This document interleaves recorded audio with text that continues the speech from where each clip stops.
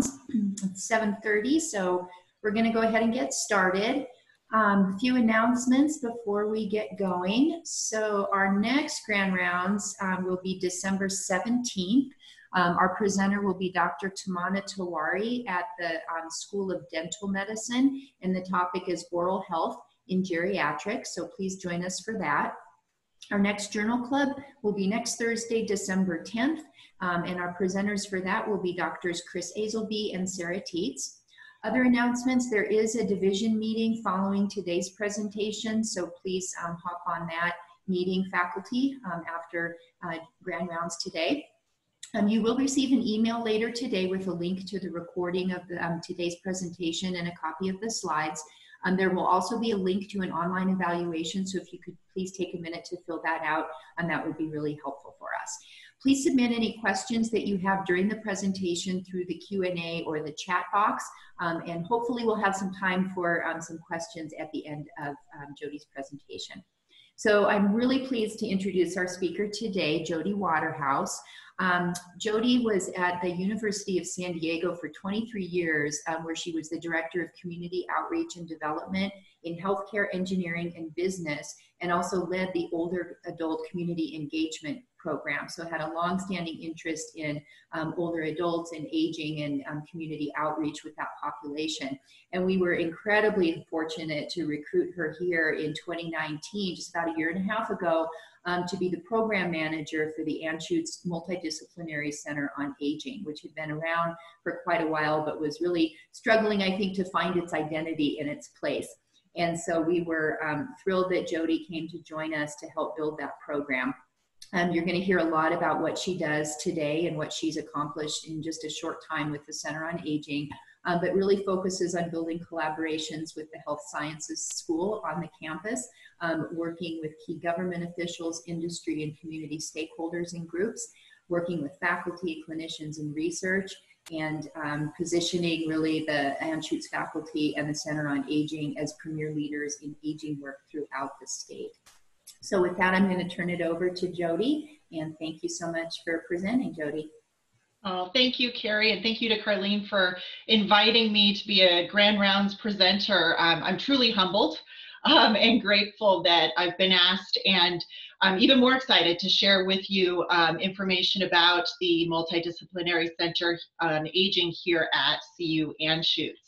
So I'm hopeful that after today's presentation that you will feel comfortable of achieving these objectives that we set forward today.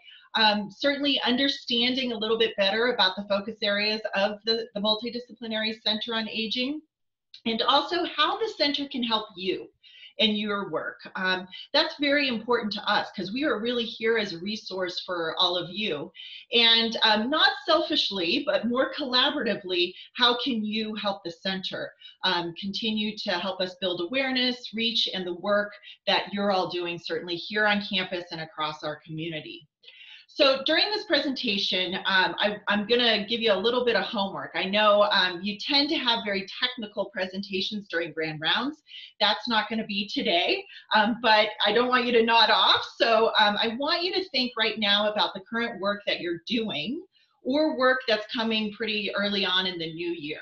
And think about if there are any gap areas or areas that you need assistance with, you just can't quite figure out yet, or maybe there's a project or a grant opportunity that you just haven't done because you don't have all the right pieces. So some of the areas that certainly the center can become a tremendous resource for you is around networking. So identifying those key stakeholders both on and off campus in Colorado as well as around the country. Maybe there's collaborators right here on campus that you weren't even aware of that are very interested in doing similar work. Helping to build awareness for your work. I mean, maybe you're doing these phenomenal things, but really no one knows about it. And so you need a little boost on the awareness side. And then finally, maybe advocacy and education. Maybe your work could really help the state of Colorado, but you just haven't been able to meet the right people to get it in front of them. So these are the things that I want you to be thinking about as we move through the slides today, and hopefully the center will become a wonderful resource for you. So the Multidisciplinary Center on Aging here at the Anschutz Medical Campus really has 4 focus areas. think about education and training, clinical care, research, and then certainly the outreach and engagement component, all related to the work around aging. It is a centralized resource. It does not just live in one department, division, or school. Think of it as being very fluid, that it's moving back and forth across campus, and it really is your center. So come to us when certainly you ever have questions about connecting with folks in the aging field. So we're a small but mighty team, because actually under the umbrella of the Center on Aging, there's only 2 of us. So Dr. Robert Schwartz and myself. However, again, I want to reiterate that the team on the Center on Aging includes all of you. So that includes all of our colleagues, certainly within the Division of Geriatrics, Department of Medicine, School of Medicine, the schools across campus, College of Nursing, and departments and centers. So as Carrie mentioned, I arrived a year and a half ago from San Diego. And when I got here, it was very apparent that the center, although has been around 20 plus years, was really grounded and well-grounded in research, clinical care, and education. However, as Dr. Schwartz was pretty vocal about, it really was suffering a little bit from an identity crisis, or just even awareness. People right here on our own campus didn't even know the work that we were doing. So the first 3 to 4 months, I started to identify key stakeholders across campus, of which I had over 50 informational sessions with them. A same set of questions, really to find out, do you know about the center? And if you do, what do you think it does? And what do you think it doesn't do? And what are the gap areas that the center currently has from your viewpoint? And what are some of the opportunity areas that the center can move into? I took that same set of questions and then went off campus.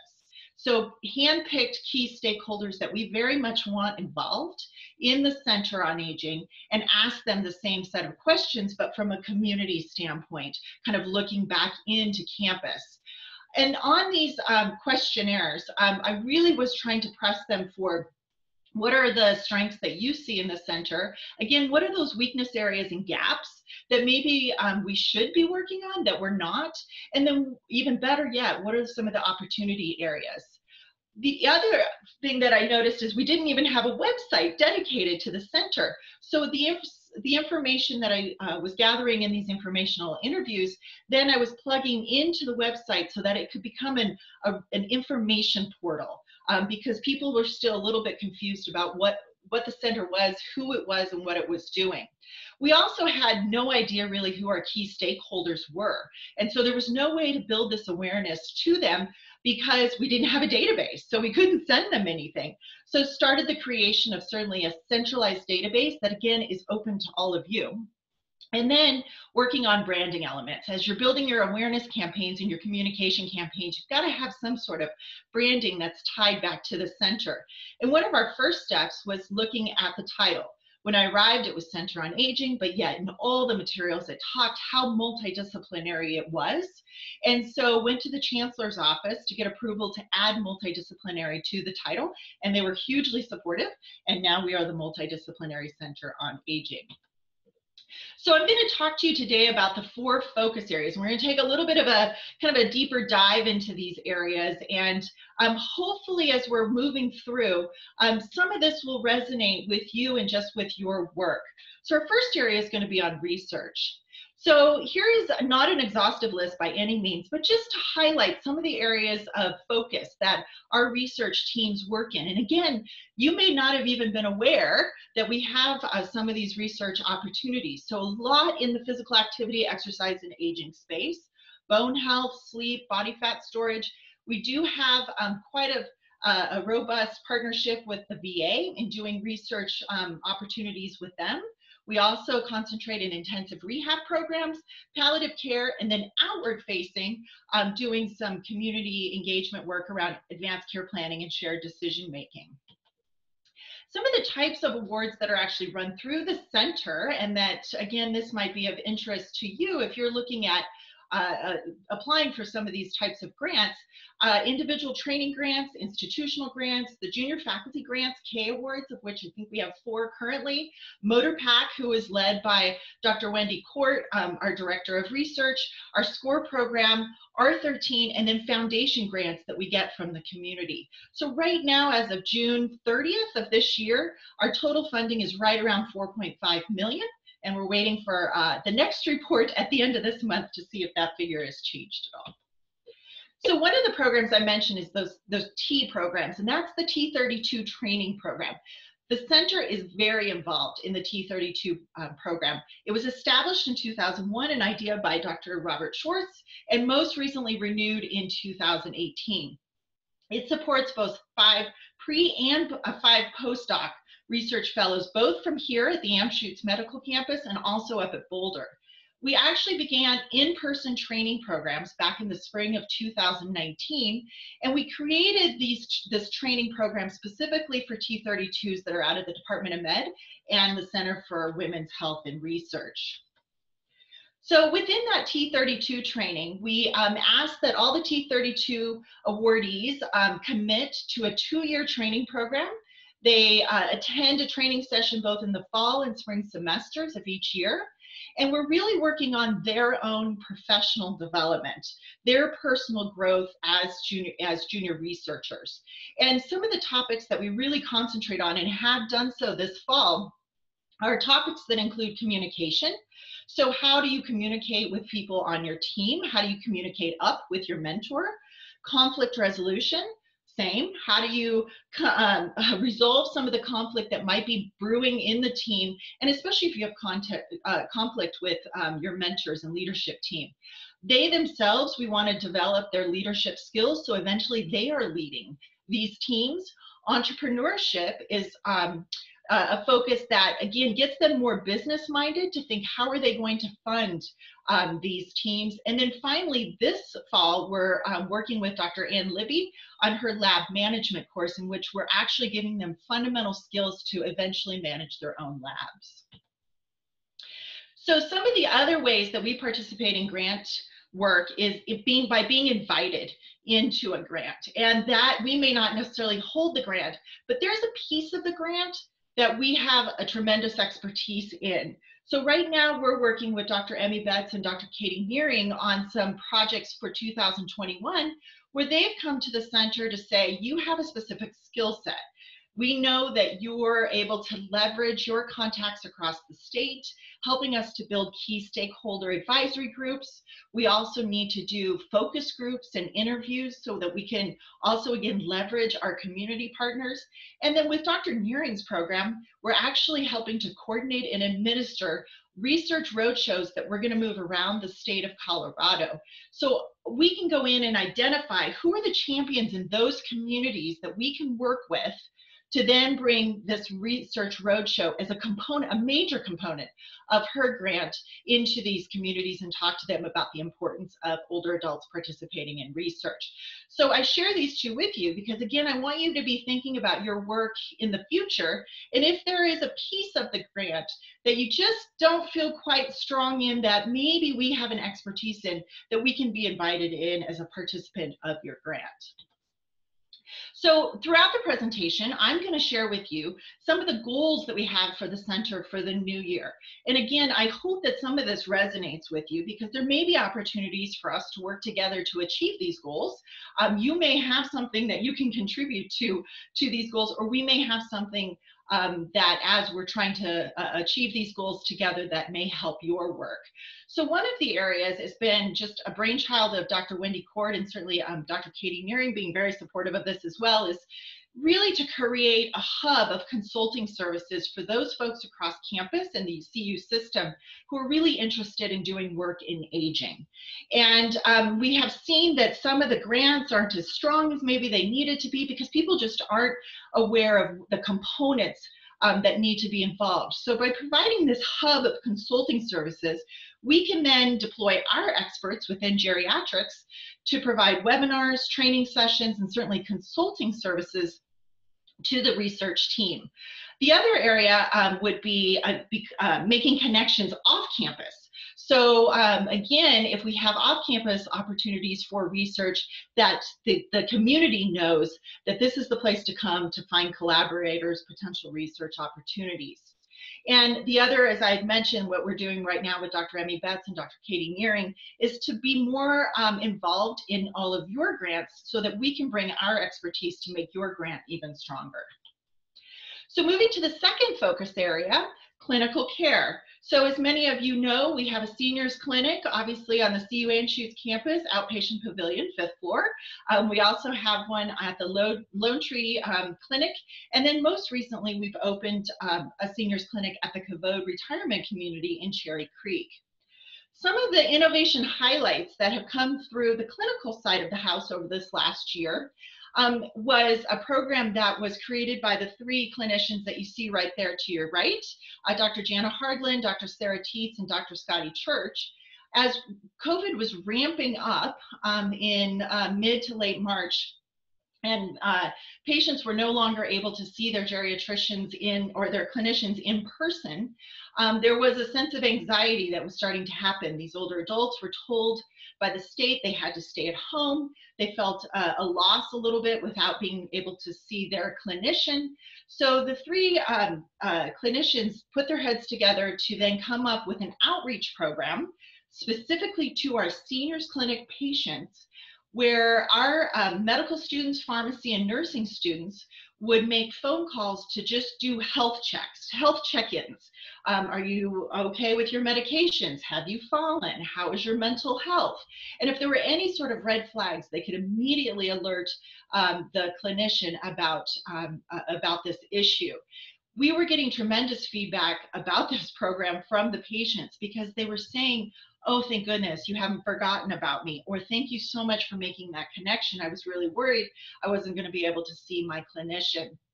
So we had about 40 students participate in this program, making regular phone calls.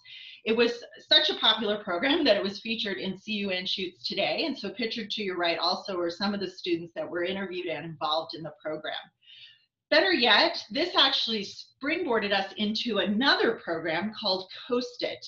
And this is the brainchild of Dr. Sarah Tietz. COAST-IT stands for Connecting Older Adults and Students Through Interprofessional Telecare.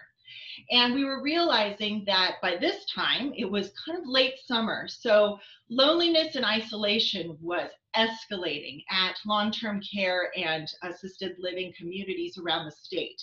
We were hearing from our colleagues in those communities that they were seeing a significant decline in their resident population in just physical and mental health.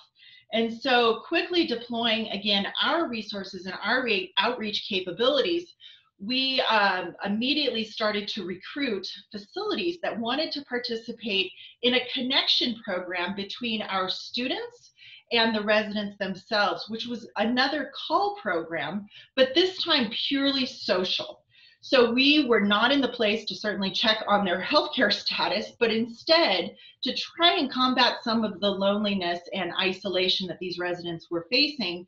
We could have the students check in with them weekly or bi-monthly, depending on what they chose, to just have conversations with them. It was really motivated for 2 reasons. We were helping, we hope, to combat some of that isolation and loss of connection that these residents were having to the outside community by having a student partner. The students were honing their communication skills with older adults. And as we realized that, unless they're going into pediatrics, that older adults are going to be a significant part of their patient population once they graduate. And so having these skill sets was hugely important for the School of Pharmacy and the College of Nursing to know that their students were being exposed to. So we recruited over 45 long-term care assisted living, and we actually had some independent living communities come to us because they also were experiencing a real sense of social isolation. We ended up having over 150 students participate, all being paired with a resident in the community. What is so terrific about this program as well is this is a program for all of Colorado. So this is not just a Denver Metro, not a Front Range program, but we have communities on the Western Slope, down on the southeast corner and the northeast corner of the state that are participating. The other unique feature about this program is that it's a multi-year program. So we're not, after each semester, going to end the connection between the student and the resident, and instead we hope that this connection stays with them the entire time the student is here on campus with us. For your work, this might be interesting, is that prior to this program, although we had connections into the long-term care and assisted living community specifically, we didn't have kind of a deep connection. And this program has allowed us now to build this platform and this collaboration with these communities. We have been able to open the doors of Anschutz because they had absolutely no idea, certainly, what went on campus. They are now coming to us with ideas for programs, educational opportunities for their staff, and certainly we're hopeful that future research opportunities. Another innovation highlight that's happened over this last year is that, again, approached by another clinician to ask if the center would be interested in teaming up to develop the first campus-wide elder abuse task force. And this was a task force, again, led by Dr. Elizabeth Blumen, who's one of our medical student residents. Dr. Carrie Hildreth is very involved, and also Dr. Dan Lindberg from Emergency Medicine and the Kemp Center. And really, Elizabeth's idea was, you know, her task is to eliminate elder abuse across all of the country, and so, which is quite a steep task. So we said, let's start with handpicking key people from around campus who are either directly involved in elder abuse and or kind of sit on the perimeter of it and are very interested, that being clinicians and researchers. So we recruited folks, the nursing forensics team from UCH. Certainly we have clinicians and faculty from Anschutz. We also have the psychology, social work, and guardianship departments from the VA involved. Children's Hospital is key because of the Kemp Center, and Dr. Dick Krugman, as well as Dr. Bob Schwartz, are mentors for this task force and really providing some insight about the development work around child abuse. And then finally, our partners over at Denver Health, which includes some of their geriatricians and social workers. So we launched this in November of 2019. And early 2020, we actually had an opportunity to submit a grant through the Colorado Division of Criminal Justice. And that was to create the first multidisciplinary clinician team for elder abuse for the state of Colorado. Well, lo and behold, this summer we were notified that we have received a substantial grant to start that work. So we are thrilled. So if there's any part of elder abuse that interests you, we'd love to have you involved. So some of the goals just from the clinical care side, in addition to obviously the grant work and the co-STIT work, is to really connect patients that are being seen in the seniors clinic with the services and programming, education, and the resources that are offered through the center. My hunch is that the majority of those patients have absolutely no idea that we have a center on aging. And so they are missing out on a lot of the resources that we provide through the center. I would also like to build a patient advisory group and community member advisory group of older adults. Right now, which I'll talk about later in the presentation, we have 3 key stakeholder groups, none of which actually includes the older adult. So very interested in creating that voice for the center as well. So moving on now to education, our third focused area. As many of you know, because you're involved in it, we have one of the top fellowship in geriatrics programs through the Division of Geriatrics. It accepts up to 4 fellows per year, and Dr. Scotty Church and Andy Chisel lead that program, and now Dr. Jana Hardlin is stepping in for Dr. Church. We also train nurse practitioners through our APP program, as well as physician assistants. We have an opportunity to do this training through a bill that we've presented down at the Capitol, and I'm going to take us for a little bit of a deeper dive later in the presentation, but we will be using the APP training as the foundation for that training, hopefully across the state of Colorado. The other thing I want to bring to your attention is just the annual Rocky Mountain Geriatrics Conference. I know many of you have participated and or been speakers at the conference. Unfortunately, due to COVID, last August, the conference got postponed to 2021. but we're thrilled that we were able to keep it here in Denver. So it's in our backyard. So I urge all of you to mark your calendars for this particular day. And certainly as we get closer, you're going to learn more about it. And I'm sure many of you will be asked to participate.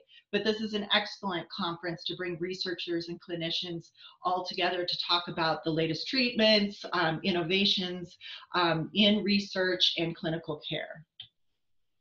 So some of the goals for the education area is to continue to educate the public about geriatrics.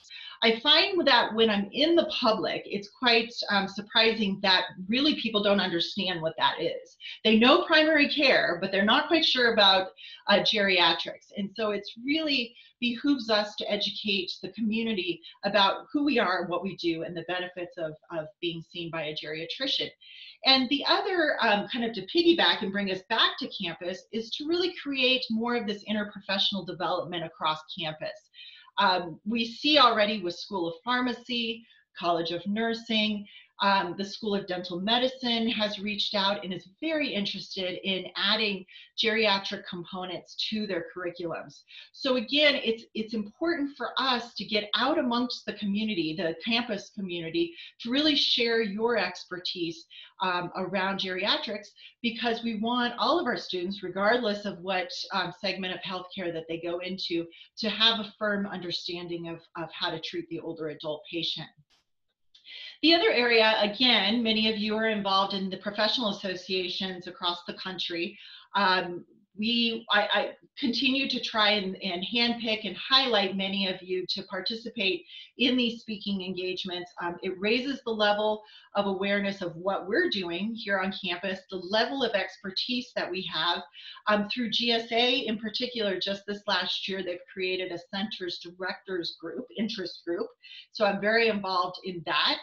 And that's where the directors of the various centers from across the country come together, share best practices, share research areas that they're working on, what they have as far as needs for collaboration. So it's a great area to kind of keep our finger on the pulse of what's happening across the country and to position us as one of those top experts. And then obviously involvement in the American Society on Aging, and then AARP, which I'll again take a little bit of a deeper dive later in the PowerPoint. So moving on now to outreach and engagement. So this is an area that, again, I know Dr. Schwartz is very vocal about making sure that we're raising the level of awareness. We're raising our reputation, not only on campus and across the CU system, but amongst our colleagues at other universities here statewide, nationwide, and the community. Again, there was this sense that we really weren't sure who we were, or if even people knew about us. So quite a bit of time has been spent kind of over this last year and a half, really focusing on what are our strengths and what can we highlight. So as I mentioned earlier, Dr. Schwartz had the foresight that he obviously couldn't do this alone. And so he brought together 3 different types of stakeholders groups and talked with his colleagues around the state about an interest of creating these types of groups. And these groups are really meant to connect the work that we're all doing with community, clinicians, and researchers. So our first group is the Multidisciplinary Center on Aging's Executive Committee. And some of you on this call probably are part of this committee, but they are representatives from each of the Anschutz Medical Campus schools and the College of Nursing, as well as some centers and departments. And we have Jean Kuttner from the hospital. Really, these folks are our eyes and ears within their areas, their respective areas, to find out who is doing work in aging, are there folks that are interested but not actually doing work? Are there potential opportunities to collaborate on program and education? Can we start to incorporate geriatrics more so into curriculums? And so these folks help us kind of bridge the center with the work that they're doing in each of the schools and provide a sounding board for us and an update. And then we share back with them that they can then take to their respective areas and look for potential collaborators for us. The second group is Movers and Shakers, which is a great name. Everyone comments on that name. But that truly is the thought leaders group here in Colorado. So think about the top executives, the top leaders who are leading some of the largest aging organizations around the state. So for instance, participants in this group include the director of AARP Colorado, director of the Alzheimer's Association. We have the president of the Colorado Senior Lobby. We have the representative out of the governor's office. So these folks help us because they're in the trenches in the community. So rather than us just sitting on campus and kind of guessing what's going on in the community, these folks actually are living and breathing it daily. And so what we do is then come together and we open the door to campus to inform them about what we're doing, because quite often they are not quite sure what actually goes on campus. But through the center, we can open that door through clinical care, research, any sort of collaborations we have on programming. And then we put our heads together to try and tackle some of the toughest issues that are happening around aging here in the state of Colorado. The Movers and Shakers have identified social isolation as a key area that as a group that we would all like to focus on to see what we can do collectively to really try and tackle this issue. Social isolation and loneliness was a problem prior to the COVID pandemic, but now, as we all know, it has grown exponentially. And finally, our last stakeholders group is CoCare, the Colorado Coalition for Aging Research and Education.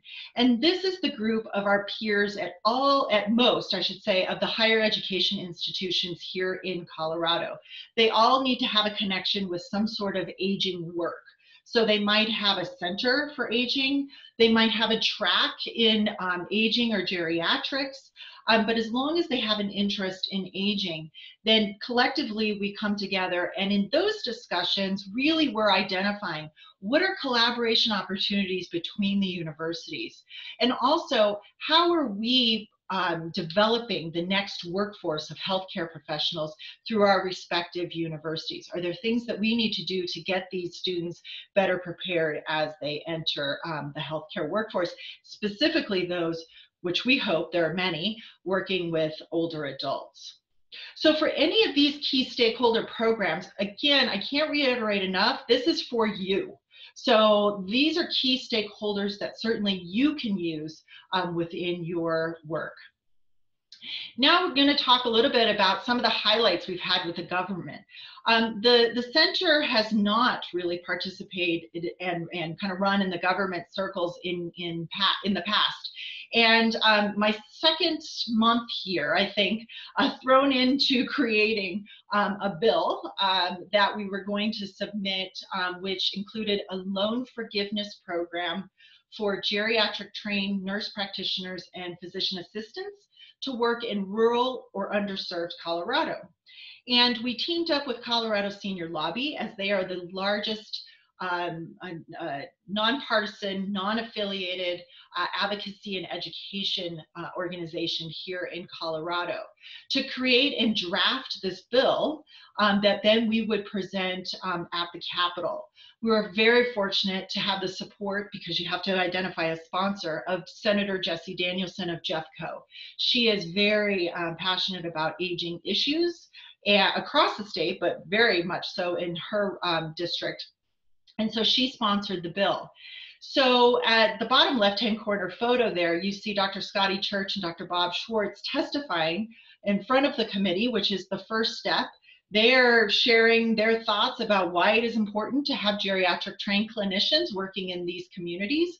Far left is Mr. Bob Brocker, who is president of the Colorado Senior Lobby, and then certainly Senator Danielson there. We passed this first round with flying colors. We were then submitted to the appropriations, and from there we went to the Senate floor, because we passed that with flying colors, and we were on the Senate floor ready to present on March 13th, when obviously the world shut down. And so the Capitol was no different, and we were all told to stay at home. So very easily the government can kill your bill. and say thanks for coming, but instead we had such great support for this bill that they asked us to resubmit in 2021. We know this is going to be an uphill climb because there is a fiscal note that's included. So we're hopeful still, and as is Senator Danielson, because we just talked to her this week, that we should submit and continue to move forward. Some of the other government highlights, just real quickly to share with you. I was recruited to the Colorado Senior Board this year, which really gives kind of the center a foothold at the Capitol. There's a lot of interaction with legislators, ideas for potential bills. Certainly the work you're all doing, is that something that we need to take forward as a bill? So kind of having our foot and participating more at the Capitol certainly behooves the center as well as all of your work. One of our leading projects that we just actually finished was creating a story, starting to build the story about the value and economic impact of older Coloradans to the state. And you'll see on the left here, it's a 2-page document, and is chock full of all kinds of data and statistics. And the reason I share that again with you is if for any of your work that requires some background information about a snapshot of currently where we're at with older Coloradans, we sit on a plethora of data. So please reach out to us if you have that need, and I'm happy to share this document with you as well. We also, because of having to pivot, we usually are hosting programs at the Capitol, but instead we needed to offer Persevering Through a Pandemic virtually and online to talk to key elected officials, local leaders, and healthcare professionals about how kind of their world has changed and how work has changed now that we're virtual. And Dr. Carrie Levy was our representative of talking about telehealth for this program. So another highlight that just happened actually a couple weeks ago, we're starting to get our fingers a little bit more into the age discrimination in the workforce. Ageism is a real problem, certainly in Colorado, but across the country. And age discrimination in the workplace is no different. The largest group that has been mostly affected by this pandemic recession are older adults who have lost their jobs. And so we are working diligently to try and make the workplace more attractive and for the older adult by changing some of the policies and regs that right now prohibit that. One such example, which is so easy, is just eliminating graduation dates on applications. So right now, graduation dates are included, which right away identifies the approximate age of someone, of which then quite often they are asked back for an interview. Just to keep in mind that over the next 10 years, the workforce 65 plus is projected to grow by 40%. Their share in the workforce by 2030 is going to be over 8%. And this is kind of shocking to people, but here in the state of Colorado, the average retirement age is almost 72 years old. Now, there's a couple reasons for this. Is people are just healthier and living longer, so they can work longer. They're just interested in staying in the workforce. Because they're healthier and living longer, they have to work longer. And so we are seeing certainly the workforce changing in that we retire at 60, 62, and then potentially have 30 years of retirement is not necessarily the case for all folks. So really excited that we were able to be involved in this particular summit. So another highlight, now moving to community, is that we were just recently, again, asked to participate with Changing the Narrative and the Boulder County AAA to collaborate on creating a video specifically for healthcare professionals that addresses anti-ageism. We really see anti-ageism happening certainly in the healthcare realm, which you would think it wouldn't, but it does. And so this video is going to educate and reduce ageist attitudes, beliefs, and behaviors in healthcare practices, not only here in Colorado, but this video will be distributed across the country. Dr. Jeff Wallace, one of our geriatricians, has been asked to be videoed and share his ideas around ageism that currently is happening in healthcare and how we might be able to fix this. So this video, which we will gladly distribute to all of you once it's ready, We'll go out to healthcare organizations, certainly the congregate care communities, as well as healthcare professionals. So moving on a little bit to that educational programming, if there is a silver lining, which, you know, some days we're really stretching to find those, but first, the silver lining for the center has really been that we had to pivot our programming really quickly. So by the middle of April, we were already doing virtual programming. And right about that same time, heating up, certainly here in the state of Colorado, was the Colorado Crisis Standards of Care that came out of the governor's office. Many in the aging field were up in arms, as age is used as part of the criteria for, God forbid, should there be scarce resources. Back in April, we weren't having that problem. Today, probably we're a little bit more concerned about it. So Dr. Dan Matlock was our geriatrician expert who spoke on that panel. Advanced directives was also getting a lot of traction in the news about either having one if you haven't done one, or brush the one that you have off and make sure to update, because in the time of COVID, there was a lot of misinformation. The communities were confused, especially older adults. So we really wanted to kind of dispel myths, lay out the facts, and then really kind of address some of those ethical challenges that people were facing as they were filling out their advanced directives. Again, Dr. Carrie Levy led the discussion on that panel. We also have had a tremendous partnership with AARP Colorado. Prior to the pandemic, we were doing some programming with them in person, or we might have one of our clinicians come in, but it was full throttle come April. And again, they pivoted their programming to online, and Dr. Hillary Lum has participated in a number of their teletown halls. We then went to them later in the spring and said, we have severe COVID fatigue happening. We really want to bring our older adults in the community back to thinking of their own personal health and well-being. So we had some of our clinicians listed there participate in that. Because we were doing so well with the local or statewide Colorado chapter, I then asked if I could pitch the national chapter, or excuse me, national AARP, because again, our clinicians were not being highlighted as some of the experts. There were a lot of clinicians from the East Coast, but not a lot from certainly Colorado and the West. And so finally, after a lot of prodding, we were invited to participate in a COVID telephone town hall last spring, of which they have over 800,000 participants on these town hall calls. So Dr. Steve Johnson from infectious disease was so well regarded on this that he's now been asked back twice. So 2 more times, and today actually he will be featured in one of their last town halls around COVID for the year.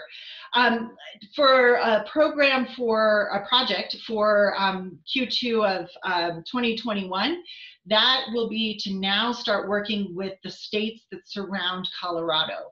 So working with their AARP chapters, certainly other experts in their communities, but if they don't have an expert in a particular topic area, and we do through our geriatrics program, then starting to profile many of you in those surrounding states around Colorado. So just to continue and highlight, and the reason I'm sharing all of these with you is not to boast, obviously, that we've been involved in a lot, but there might be something that resonates with you with a particular partner that you could see, gosh, they would be a great collaborator in some of the work that I'm doing. Denver Public Library, we have formalized our agreements with them, and again created another health and wellness series where we profiled 5 of our clinicians. We did that both in the spring and summer, and we're working already on stuff for 2021. While COVID was happening, as you well know in our country, social justice issues were rising to the top, and older adults being affected were no different. And so Dr. Hillary Lum and Dr. Samantha Farrow were tremendous in putting together a symposium around race-based stress and trauma. during this time. We partnered, being the center, with the Veteran Community Partnership area, and we had over 800 attendees. I mean, they were coming out of the woodwork, primarily from the VAs, but also a number of organizations nationwide. People are still emailing me saying how much they enjoyed this symposium and would love to have a follow-up. So we were excited about that. Then here on campus, we were thrilled last month that the Cancer Center specifically did a symposium around cancer and aging.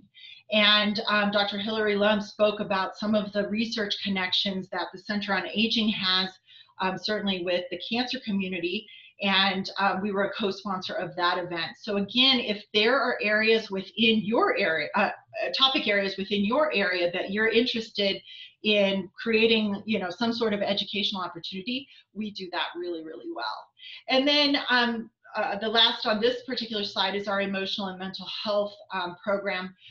Reached out to University of Colorado at Colorado Springs, knowing that their aging center is well steeped in psychology, so geriatric psychology. So again, emotional and mental health rising to the top is one of the key issues during this time of COVID, and really seeing it in our older adults, specifically those living in the communities. And so we launched a 9-part webinar series, 5 parts being here in the fall, and then 4 more in the winter. Today is actually our day that we wrap up for our fall session, but again, have had over 200 community members who participate in that. I expect that we will have to do additional programming on this. This is certainly an area that people are very concerned about with our communities. So if you have emotional and mental health connections at all, would love to talk to you. And so here are a few just the other educational opportunities that we've had certainly through the center over just, gosh, since April, where our clinicians have been out and about. Dr. Schwartz did an in-service for the Kavod retirement community staff because there was a lot of confusion just around COVID. Dr. Hilary Lum works very closely with our kind of sister Center on Aging up in Wyoming, and then certainly trying to get out into the community to do more presentations. So the silver lining for the center is that we have actually had over 5,000 attendees, not including the AARP National. There's just no way we could ever kind of know, and they don't really share those numbers. But the silver lining is that we have 5,000 people now who know and at least have heard of the Multidisciplinary Center on Aging. So we're really thrilled about that, and we couldn't have ever imagined that we would have connections with that many people in such a short amount of time. The media has also been very good to us. They certainly, as COVID was ramping up and older adults were first and foremost in front of all of this, many reached out to get comments, to be interviewed. So here's a listing of the different media outlets that contacted us. So many of you, again, who are on this call have been interviewed either on TV, in print, or certainly on the radio. Granddaddy of them all was when I pitched the Today Show, and they actually took me up on it, and we were featured in the 3rd hour with Al Roker. Dr. Wallace was talking about just how this pandemic is going to affect nursing home care. So some of the goals just on the outreach and engagement side is now that our foot is at the Capitol, is really to become that go-to source for legislators and staffers there, that when they have questions, there's some confusion, they've been brought this information or even a bill that they really don't understand. I find that many of them don't really know what they don't know. That we become that central hub for information, that we are continually providing research and clinical briefs to them so that they're a better informed legislator. Also, the same kind of framework, working with local leaders and elected officials across the 64 counties in Colorado. We are starting to get a foothold in many of those counties, so we're not just working in the Denver metro or even Front Range area.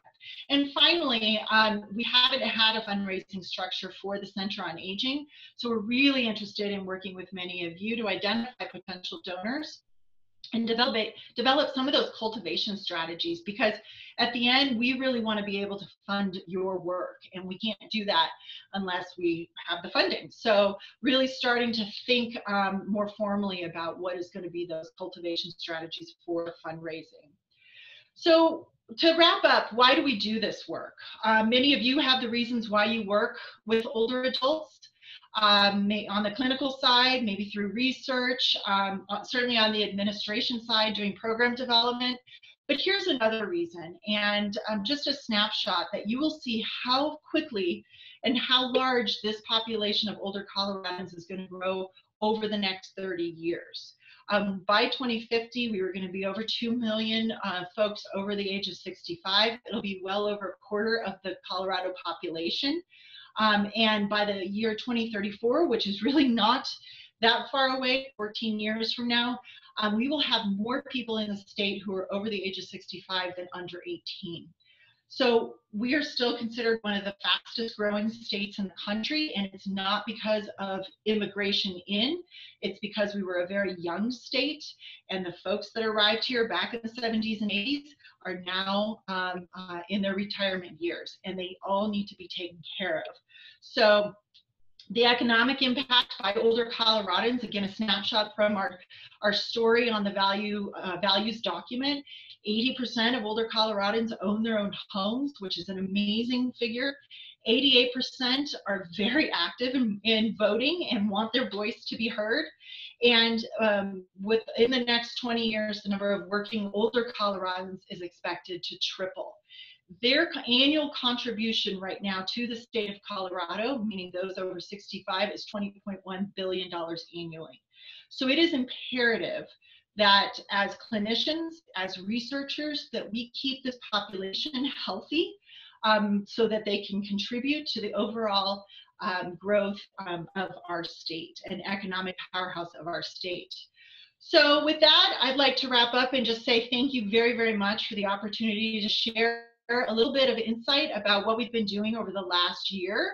Again, I cannot thank you enough. You humble me every day of all of the work that you're doing, certainly to ensure that the older adult population remains healthy, financially stable, socially intact, and emotionally and mentally intact, because my hope is that in the long run, we'll all be doing the Congo line on a tropical beach somewhere when we get to their age. So thank you very much, Carrie.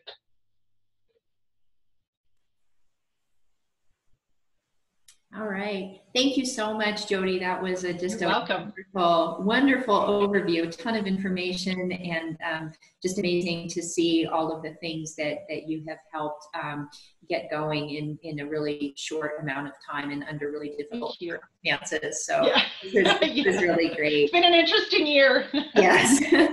So a few comments coming in, just, great job. Thanks for putting the center on the map. And from Dr. Schwartz, wants to thank Jodi and everyone who's helped move the center forward so much in such a short period of time. So I think that's the sentiment from all of us, certainly in the division and elsewhere. So thank you so much. Well, thank you. Thank you again for having me.